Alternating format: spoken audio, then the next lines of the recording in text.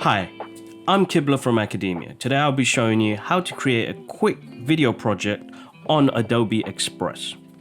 First thing you want to do is open up the desktop version, pick the video option, and you'll see Adobe Express have so many themes and templates you can choose from.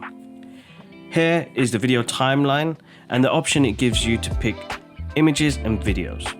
The great thing about this is you'll be able to add text to each section of the video.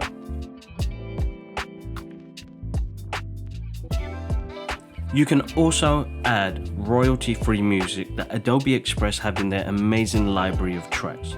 Another great thing is that you can also add voiceovers on each clip, which lasts up to 30 seconds.